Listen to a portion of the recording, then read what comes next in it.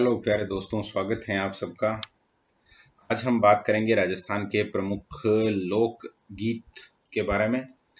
और काफ़ी शानदार ये टॉपिक रहने वाला है। बहुत अच्छे से आपको इसको समझना है और काफ़ी अच्छा लगेगा आपको ये टॉपिक पढ़कर, ऐसा मुझे लग रहा है अभी भी। क्योंकि लोक गीत हैं या लोक नृत्य हैं, ये सब हैं जो मानव जीवन की स्वाभाविक अभिव्यक्तियों के अंतर्गत आता है। और आप स्वयं भी क्या है, मानव हैं, तो निश्चित रूप से इन चीज़ों से हमारा जुड़ाव रहता है। तो तुरंत ही देख लेते हैं, बहुत छोटा सा वीडियो होने वाला है जो बहुत ज़्यादा फेमस है एग्जाम में। जो पहले आए हुए हैं या इस तरह के जो गीत हैं उनको ही शामिल किया गया है यहाँ पर। तो बात कर लेते हैं। जैसे एक तो लोकगीत किसे कहते हैं, तो मानव मन की स्वाभाविक अभिव्यक्तियों को लोकगीत कहा जाता है। किसी सामाजिक ऐतिहासिक मान्यता से उनका जुड़ाव रहता है निश्चित रूप से। और लोक गीत में यहाँ थोड़ा सा आप जो इनको अलग करके डिवाइड करके भी देख सकते हैं। लोक का मतलब हो गया जो सामान्य ग्रामीण जनजीवन, गीत का मतलब गीत।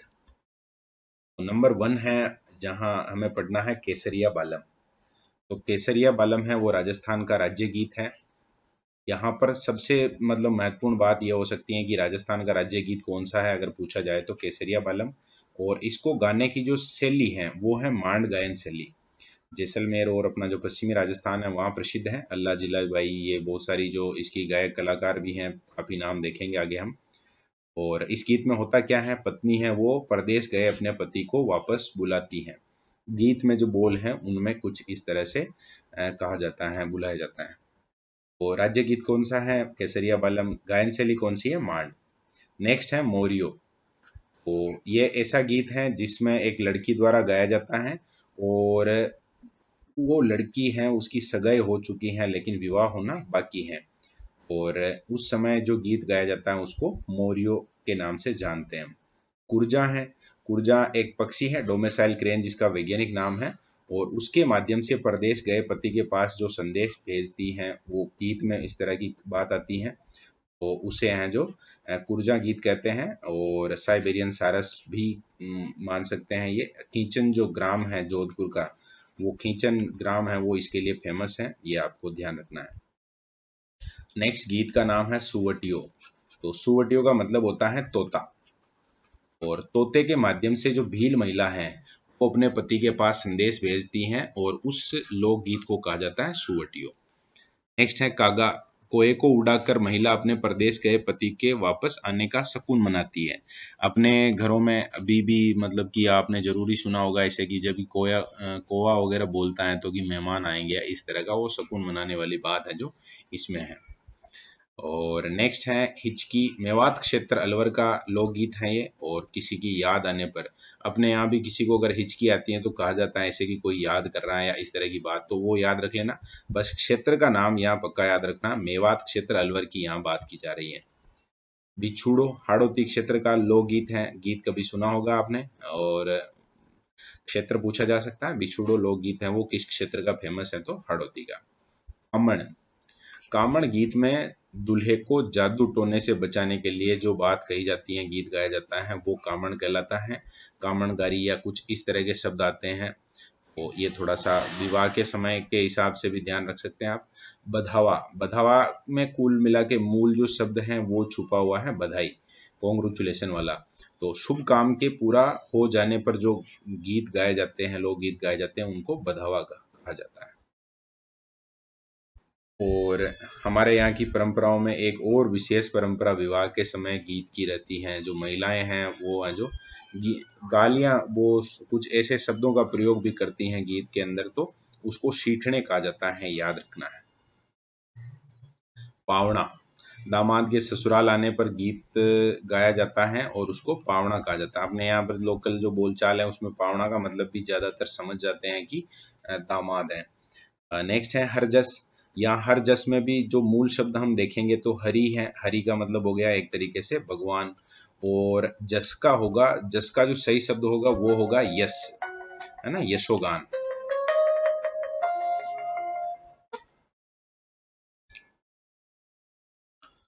तो यहाँ जस का अर्थ आप समझ पा रहे हैं कि जस यानी कि यश, यानी यशोगाथा। और देवी देवताओं के सगुण भक्ति गीत हमने सगुण और निर्गुण को कल ही समझा था। सगुण का मतलब हो गया भगवान के बारे में एकदम जो सचित्र जो बातें कही जाती हैं गीतों में, वो सगुण भक्ति गीत हरजस कहलाते हैं। आगे हम बात कर रहे हैं चिरजा। चिरजा कहते हैं लोक देवियों के जो गीत होते हैं या भजन होते हैं देवियों के, ये थोड़ा आपको ध्यान रखना है, उनको चिरजा कहा जाता है। आगे है झोरावा। झोरावा का मतलब होता है याद। एक तरीके से जैसलमेर क्षेत्र का लोक गीत है जो किसी की याद में गाया जाता है। तो ये आप याद रखेंगे। झोरावा के लिए दो चीजें हो गई, एक तो क्षेत्र का नाम आपको याद रखना है, जैसलमेर है, और कब गाया जाता है तो किसी की याद में गाया जाता है। आगे हैं ढोला मारू। ढोला मारू के बारे में आपको थोड़ा सा विशेष याद रखना, जैसे ढोला मारू एक रचना भी है, साहित्य में हम पढ़ते हैं, कवि कल्लोल के द्वारा इसकी रचना की गई थी और कल्लोल है ये नाम। और कुशल लाभ जो कि एक जैन कवि थे, उनके द्वारा इसका जो संग्रहण किया गया था कुशल लाभ के द्वारा। तो ये दो नाम तो आपको याद रखने हैं, कल्लोल और कुशल लाभ। जो ढोला मारू जो काव्य है पुस्तक के रूप में, जो उसकी रचना करने वाले और उसका संकलन करने वाले। और ढोला मारू कॉम्प्लेक्स के बारे में आपको याद रखना है। ढोला मारू कॉम्प्लेक्स कहाँ है तो जैसलमेर में है, ये भी इम्पोर्टेंट है। और अभी हम जिसकी बात कर रहे हैं, ढोला मारू के नाम से अगर होटल की बात आ जाए तो बीकानेर में, ये भी ध्यान रखना है। सिरोही क्षेत्र का ये लोकगीत है। अब जो ढोला मारू गीत गाया जाता है लोकगीत, वो सिरोही क्षेत्र में गाया जाता है। और ये हैं क्या तो नरवर का राजकुमार है और अपने यहाँ की राजकुमारी है जैसलमेर की, क्या नाम है, मारू या मारवणी जो नाम आता है, तो उनकी प्रेम कहानी पर आधारित है। और कौन सी जाति के लोग ये गीत गाते हैं तो ढाडी जाति के लोग हैं वो गीत गाते हैं। ढोला मारू थोड़ा महत्वपूर्ण हो गया, याद रखना है। ओलियू या कोयल। तो ओलियो का मतलब भी वैसे याद ही होता है एक तरीके से। और लड़की की विदाई, विवाह के बाद जब भी विदाई का कार्यक्रम होता है तो उस समय गाया जाने वाला गीत है वो क्या कहलाता है, ओलियो या कोयल। नेक्स्ट है पीपली। तो पीपली से तो समझ पाएंगे आप कि पीपली मतलब कि एक पौधा होता है ना, और उसके माध्यम से पत्नी अपने परदेश गए पति को याद करती हैं और वापस आने के लिए कहती है, तो वो गीत हो गया पीपली। और ये गीत कब गाया जाता है तो तीज के समय गाया जाता है, क्योंकि पति पत्नी के प्रेम का त्योहार है, ये हमने पढ़ा था। शेखावटी और मारवाड़ में जो ये गाय खास तौर से प्रसिद्ध है। नेक्स्ट है चिरमी। चिरमी भी एक पौधे का नाम है और उस पौधे के माध्यम से ससुराल में रह रही मतलब कि लड़की हैं वो अपने पीहर वालों को याद करती हैं, और ये उस गीत का नाम है चिरमी। तो याद रह जाएगा, ससुराल में रह रही लड़की चिरमी पौधे के माध्यम से अपने पीहर वालों को यानी अपने भाई को, पिताजी को, उनको याद करती हैं, तो वो गीत है जो चिरमी है। हम सीढ़ो, जैसे हम सफर शब्द थोड़ा इससे मिलता जुलता है तो उससे हमें इसको समझना है। भील जनजाति के द्वारा महिला और पुरुष द्वारा मिलजुल कर गाया जाने वाला लोकगीत है। मतलब एक तरीके से पति पत्नी मान लो या हम सफर मान लो, और वो है जो हम सीढ़ो गीत गाते हैं, भील जनजाति का फेमस है ये। गोरबंद ऊंट के गले का आभूषण होता है। खास तौर से ये आपको ध्यान होना चाहिए, गोरबंद क्या है तो उसके दो जवाब हो सकते हैं, एक लोकगीत भी है और एक तरीके से ये ऊंट के गले का आभूषण है। और जब ये आभूषण बना रही होती हैं महिलाएं, हाथ से बनता है, वो महिलाएं वो गीत गाती हैं। और ऐसे आपने सुना भी होगा गोरबंद गूंथियो, गूंथियो का मतलब होता है बनाना। तो शेखावटी क्षेत्र में ये फेमस है, शेखावटी या पश्चिमी राजस्थान, और थोड़ा सा क्योंकि वहीं पर जो ऊंट ज्यादा होते हैं तो गोरबंद भी वहीं बनता है। नेक्स्ट है पणिहारी। तो ये माना जाता है कि जो पानी लेने जा रही महिला है वो गीत गाती हैं, उसको पणिहारी कहते हैं। और कुछ लोक गायन शैलियां भी हैं तो उनके बारे में हम बात करेंगे। अभी थोड़ा सा हमें बात करना चाहिए कि जो गीत हैं, लोक गीत हैं, तो बुलेट नोट्स जैसा तो, क्योंकि यहाँ तो एक एक लाइन है वैसे भी, तो बुलेट नोट्स जैसा तो अपने पास है जो व्यवस्था उपलब्ध नहीं है। थोड़ा हम बात कर लेते हैं, लोक गीत की बात कर रहे हैं तो कुछ गायन शैलियां हैं उनके बारे में और क्या क्या है देखते हैं। सबसे पहले अभी हमने जब भी केसरिया बालम लोकगीत की बात की थी तो उसकी गायन शैली के बारे में बात की थी कि उसकी जो गायन शैली होती है वो होती है मांड। तो जैसलमेर क्षेत्र है उसका नाम ही प्राचीन समय में मांड था, और यहाँ की जो लोक गायन शैली विकसित हुई यहाँ पर वो आगे जाकर मांड के नाम से प्रसिद्ध हुई और पूरे राजस्थान में ये है जो फेमस है। मांड गायन के लिए कौन कौन प्रसिद्ध हैं, तो हमारे सामने नाम है, बीकानेर से हैं अल्लाह जिलाई बाई, ये थोड़ा ध्यान रखना है, बीकानेर की हैं। गौरी बाई भी बीकानेर की हैं और इसके अलावा गौरी बाई एक पाली की भी हैं। गौरी बाई हमने पढ़ा था वागड़ की मीरा, वो अलग है। जमीला बानो जोधपुर की हैं, बन्नो बेगम जयपुर की हैं और मांगी बाई हैं वो उदयपुर की हैं। यहाँ प्रश्न पूछा जा सकता है कोई भी एक, जैसे कि मांड गायिका है या नहीं है इस तरह का, अथवा किसी गायिका का नाम देकर उसका जिला पूछा जा सकता है, तो ये सभी याद रखने हैं। अल्लाह जिलाई और गौरी बीकानेर की हैं, एक गौरी पाली की हैं, जमीला बानो जोधपुर की हैं, बन्नो बेगम जयपुर की हैं और मांगी बाई उदयपुर की हैं। नेक्स्ट है जो लोक गायन शैली मांगणियार। जैसलमेर क्षेत्र, बाड़मेर क्षेत्र में मांगणियार जाति के लोग जो गायन शैली विकसित मतलब करके और गा रहे हैं, अभी भी वही गाते हैं, वो मांगणियार, उनके नाम पर ही उसका नाम मांगणियार हो गया। और मांगणियार जो लोग होते हैं वो जब भी ये गायन शैली का उपयोग करते हैं, गीत गाते हैं, तो कौन से वाद्य बजाते हैं, तो कमायचा और खड़ताल। साकर खां मांगणियार कमायचा के लिए फेमस है और सद्दी खां मांगणियार को खड़ताल का जादूगर कहा जाता है। ये एसटीसी में आया हुआ प्रश्न है, रिपीट होने की पूरी संभावना रहेगी, इसको याद रखना है पक्का। सद्दी खां मांगणियार ने जयपुर में राजस्थान लोक कला अनुसंधान परिषद की भी स्थापना की है। अगली जो गायन शैली है नाम है लंगा। जैसलमेर और बाड़मेर क्षेत्र में फेमस है और जाति नाम पर ही इस शैली का नाम भी है।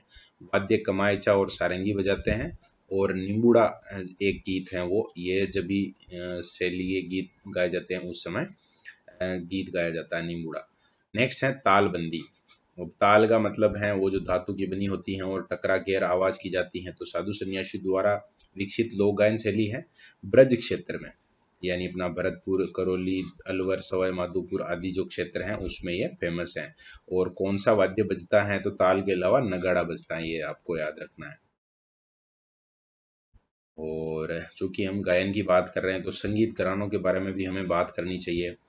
जयपुर में जो ख्याल गायन शैली है वो विकसित हुई थी, तो इसके संस्थापक हैं, जयपुर जो घराना है संगीत घराना, उसके संस्थापक हैं मनरंग खां और अन्य कलाकारों में मोहम्मद अली खां कोठी वाले जो कि फेमस हैं। और पटियाला घराना जयपुर घराने की एक ब्रांच है। अली बख्शी और फतेह अली, जिन्हें अलिया पत्तू के नाम से जानते हैं, उन दोनों ने पटियाला घराने की शुरुआत की थी। टोंक के नवाब ने इनको जनरल कर्नल की उपाधि दी थी। गुलाम अली हैं वो एक और अन्य एक कलाकार है। जयपुर घराने की एक और ब्रांच है अतरौली, जिसका संस्थापन करता है साहब खां और मानतौल खां अन्य कलाकार हैं जो इतना बढ़िया गाते हैं कि जो लोग हैं वो रोने लग जाते हैं, इतना भयंकर गाते हैं। मेवाती घराना थोड़ा फेमस है, यहाँ से ये पंडित जसराज, पहले एसटीसी में 2-3 बार प्रश्न पूछा गया है, तो हमें पता होना चाहिए कि पंडित जसराज का संबंध कौन से घराने से है, तो मेवाती से है। घग्गे नजीर खां इसके संस्थापक हैं। किराना घराना बंदे अली खां द्वारा स्थापित किया गया था। भीमसेन जोशी रिसेंट दिनों में बहुत फेमस रहे हैं, तो याद रखना नाम। रोशन आरा बेगम, गंगूबाई हंगल और उस्ताद रज्जब अली का संबंध किराना घराना से है। डागर घराना बहराम खां डागर के नाम पे ही है, डागर शब्द सरनेम लग रहा है इस कारण से। और राम सिंह द्वितीय के जयपुर में ये हैं जो दरबारी थे, तो ये आपको पता होना चाहिए। बीनकार घराना रज्जब अली खां बीनकार द्वारा, और ये भी राम सिंह के दरबार में रहते थे। अल्लादिया खां घराना अल्लादिया खां के द्वारा, और किशोरी अमोणकर है वो अन्य कलाकार में आएगी। सेनिया घराना सूरज सेन द्वारा चलाया गया था, अमृत सेन उनका बेटा और अन्य कलाकार हैं। और रंगीला घराना रमजान खान मियाँ रंगीले द्वारा चलाया गया था। कथक घराना भानुजी महाराज काफी प्रसिद्ध है, जयपुर से शुरू हुआ था। और जो बॉलीवुड में जो एक्ट्रेस वगैरह होती हैं या अभिनेता जितने होते हैं, अभिनेत्रियां, उनको भी ये जो कथक डांस सिखाते हैं, काफी प्रसिद्ध है। कथक घराना याद रखना है। तो ये हो गई अपने जो हम लोकगीत की बात कर रहे थे, लोकगीत के साथ साथ हमने थोड़ा सा एडवांस लेवल पर जो घराने हैं उनको भी देख लिया। घरानों से संबंधित 1-2 प्रश्न आए हुए हैं, जैसे पंडित जसराज हैं, भीमसेन जोशी हैं, या जो लास्ट ही लास्ट हमने अभी नाम देखा था भानुजी महाराज का, तो ये कुछ ऐसे हैं जिनको किसी भी हालत में आपको याद रखना है। और अन्य भी अगर याद रहते हैं तो बहुत अच्छी बात है। बाकी 4 हमने अलग अलग शैलियाँ पढ़ी हैं, किस क्षेत्र में फेमस हैं, कौन से वाद्य वगैरह बजते हैं, कोई अगर व्यक्तित्व उससे रिलेटेड है और प्रसिद्ध है तो उनको भी पक्का याद रखना है। किसी का उपनाम अगर आ जाए उसको तो आपको जैसे पक्का याद रखना है, जैसे खड़ताल का जादूगर सतीक खां मंगनियार है, ये पक्का याद होना चाहिए आपको। और ये मान गायिकाओं के नाम आए हैं 5, पांचों याद होने चाहिए। तो ठीक है, 21 गीत हैं, बहुत ज़्यादा कोई ऐसा कठिन कुछ भी नहीं है इसमें। एक बार वापस से आप नोट्स बनाएंगे और रिवाइज करेंगे तो ज़रूर ये टॉपिक है जो कंप्लीट हो जाएगा। ओके, धन्यवाद।